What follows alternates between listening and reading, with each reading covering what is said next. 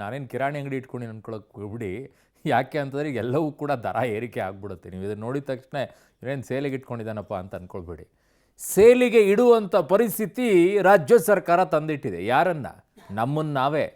ಯಾಕೆ ಅಂತಂದರೆ ಮಾಡುವಂಥ ಎಡವಟ್ಟಿನ ಕೆಲಸಗಳಿಂದ ಹಿಂಗಾಗಿರೋದು.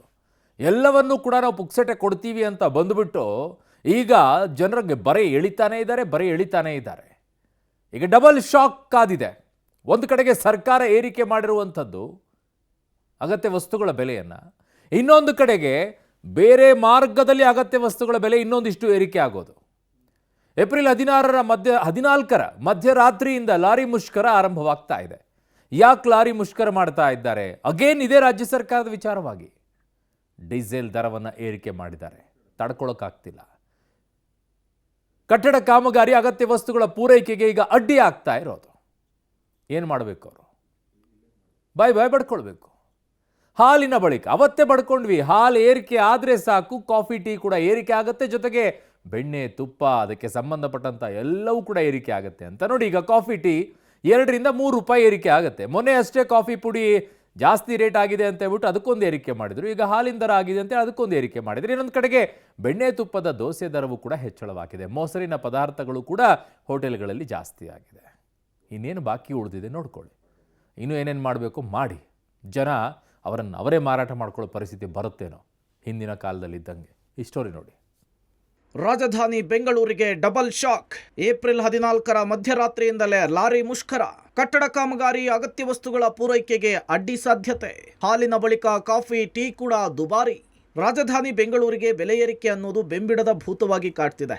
ಮೊನ್ನೆಯಷ್ಟೇ ಹಾಲಿನ ದರ ಏರಿಕೆಯ ಬೆನ್ನಲ್ಲೇ ಹೋಟೆಲ್ಗಳಲ್ಲಿ ಕಾಫಿ ಟೀ ದುಬಾರಿ ಆದರೆ ಡೀಸೆಲ್ 2 ರೂಪಾಯಿ ಹೆಚ್ಚಳವನ್ನು ವಿರೋಧಿಸಿ ಲಾರಿ ಮಾಲೀಕರು ಏಪ್ರಿಲ್ 14ರಿಂದ ಮುಷ್ಕರಕ್ಕೆ ಮುಂದಾಗ್ತಿದ್ದಾರೆ. ಇದರಿಂದಾಗಿ ಅಗತ್ಯ ವಸ್ತುಗಳ ಪೂರೈಕೆಯ ಜೊತೆಗೆ ಕಟ್ಟಡ ನಿರ್ಮಾಣ ಕಾಮಗಾರಿಯೂ ಕೂಡ ಅಡ್ಡಿಯಾಗುವ ಸಾಧ್ಯತೆ ಇದೆ. 5 ಲಕ್ಷ ಲಾರಿಗಳ ಸಂಚಾರ ಸ್ಥಗಿತವಾದರೆ ಏನೇನಾಗುತ್ತೆ ಅನ್ನೋದನ್ನು ತೋರಿಸ್ಬಿಡ್ತೀವಿ ನೋಡಿ. ಲಾರಿ ಮುಷ್ಕರದ ಎಫೆಕ್ಟ್.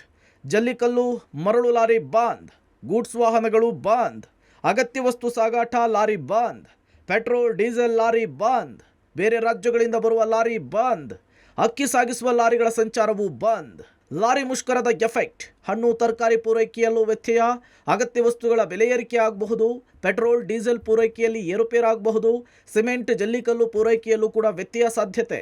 ಕಟ್ಟಡ ನಿರ್ಮಾಣ ಕಾಮಗಾರಿಗಳಿಗೂ ಕೂಡ ಅಡ್ಡಿ ಉಂಟಾಗಬಹುದು. ಡೀಸೆಲ್ ಬೆಲೆ ಸರ್ಕಾರ 7 ತಿಂಗಳಲ್ಲಿ 5 ರೂಪಾಯಿ ಜಾಸ್ತಿ ಮಾಡಿದ್ದಾರೆ. ಕಳೆದ ಜೂನ್ ತಿಂಗಳು 15ನೇ ತಾರೀಕು 3 ರೂಪಾಯಿ, ಈಗ 2 ರೂಪಾಯಿ.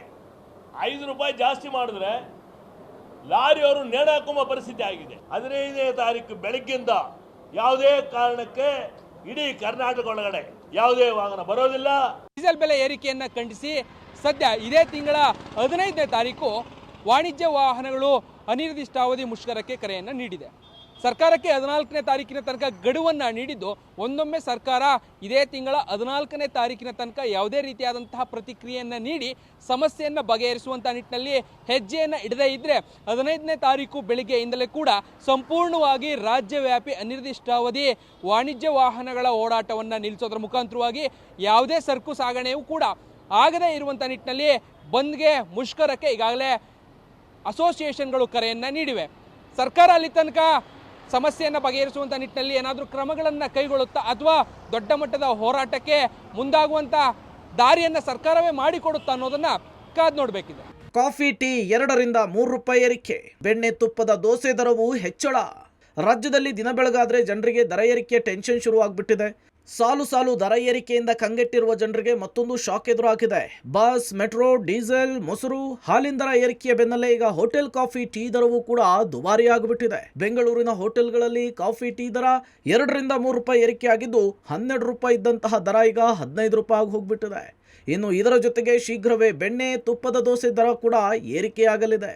ಕೇವಲ ಹಾಲಿನ ದರ ಮಾತ್ರವಲ್ಲ, ಕಾಫಿ ಪುಡಿ ಬೆಲೆನೂ ಭಾಳಷ್ಟು ಏರಿರುವುದರಿಂದ ಇದು 2 ಹಾಲು ಮತ್ತು ಕಾಫಿ ಪುಡಿ ಬೆಲೆ ಏರಿಕೆಯಿಂದ 10 ರಿಂದ 15% ಅಂದರೆ 2 ರಿಂದ 3 ರೂಪಾಯಿಯಷ್ಟು ಎಲ್ಲ ಹೋಟೆಲ್ಗಳಲ್ಲಿ ಬೆಲೆ ಏರಿಸುವುದು ಅನಿವಾರ್ಯವಾಗಿದೆ.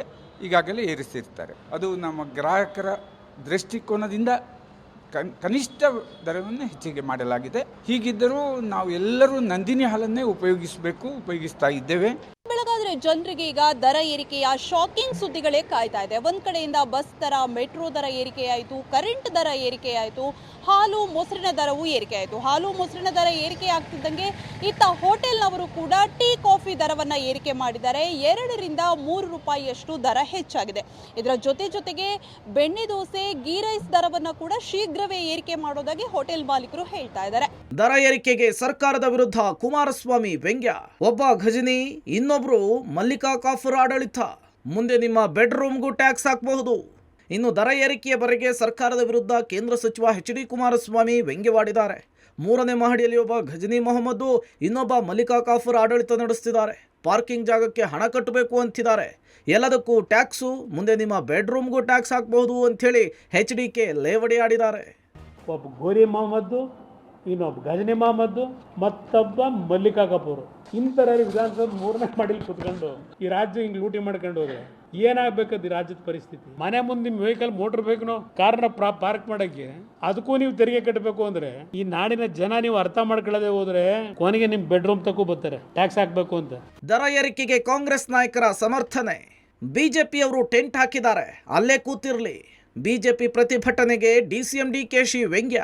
ದರ ಏರಿಕೆಯನ್ನು ಕಾಂಗ್ರೆಸ್ ನಾಯಕರು ಸಮರ್ಥನೆ ಮಾಡ್ಕೊಳ್ತಿದ್ದಾರೆ. ಸರ್ಕಾರದ ನಡೆಯನ್ನು ಖಂಡಿಸಿ ಬಿಜೆಪಿ ನಡೆಸ್ತಾ ಇರುವ ಪ್ರೊಟೆಸ್ಟ್ಗೆ DK ಶಿವಕುಮಾರ್ ವ್ಯಂಗ್ಯವಾಡಿದ್ದಾರೆ. ಬಿಜೆಪಿಯವರು ಟೆಂಟ್ ಹಾಕಿದ್ದಾರೆ, ಅಲ್ಲೇ ಕೂತಿರ್ಲಿ.